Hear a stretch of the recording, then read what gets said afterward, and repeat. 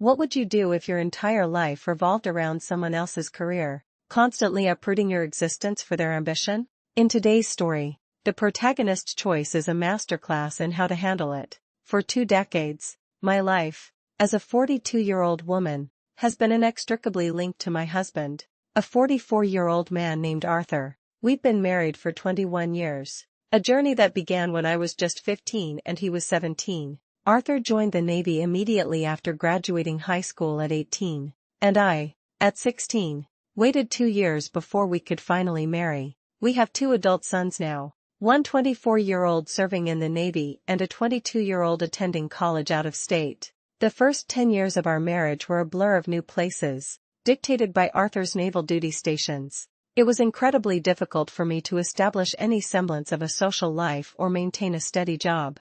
I ultimately made the tough decision to become a stay-at-home mother, dedicating myself to our family amidst the constant upheaval. 11 years ago, Arthur transitioned out of the Navy, taking a new job that necessitated yet another move. 3 years later, an opportunity arose within the same company but in a different state, prompting us to relocate once more. We settled there for 6 years, during which time I finally had the chance to go back to college, earn my degree, and begin my own job search. I found a job I truly enjoyed, a position perfectly aligned with my field. Just 6 months into this new chapter, Arthur announced he'd been offered a job with a new company, a move that would take us nearly 2,000 miles away, to an entirely new state. I was hesitant, but I reluctantly agreed. The promise of more job opportunities for me and, crucially, the chance to be closer to our extended family, something we hadn't experienced in years, swayed my decision. We've now been living in this new state for 3 years,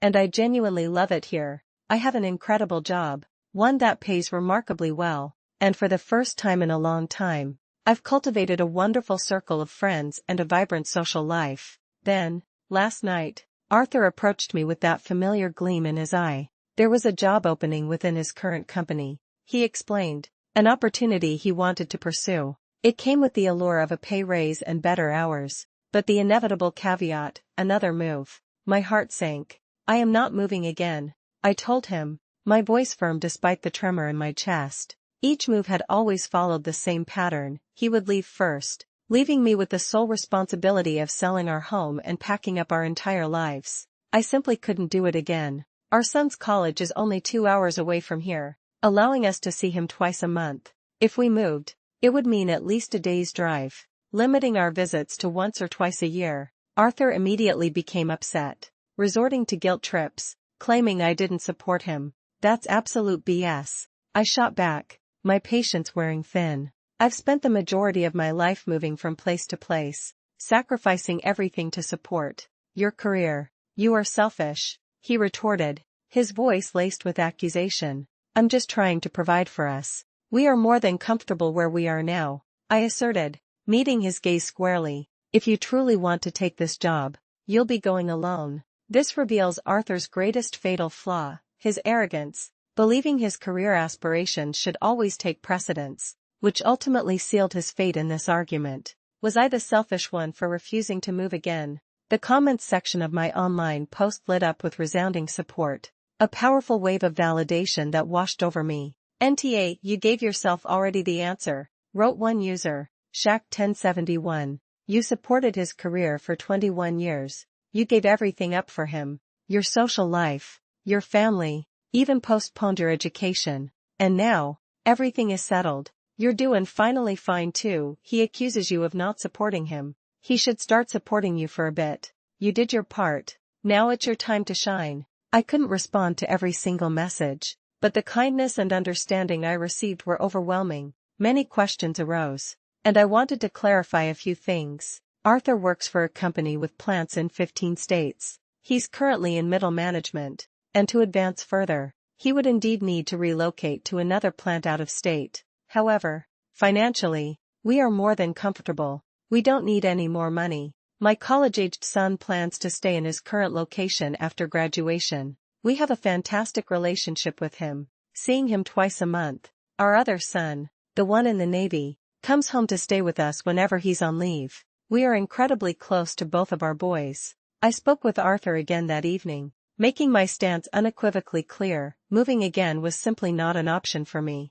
The area he was considering had very few job opportunities in my specific field and specialty. I would be facing a commute of over an hour one way, compared to my current 20-minute drive. We are currently ideally situated between two major cities, and moving would place us an hour away from the most significant one. Not only that, but I would also have to accept a massive pay cut and likely work a menial job just to build a new network and find employment in my field. Arthur was deeply disappointed in my refusal. He ended up leaving to stay with a friend, claiming he needs to think. He simply couldn't grasp why I would compel him to turn down an opportunity for further career advancement. Take all the time you need, I told him, my resolve unwavering, but I am not moving again.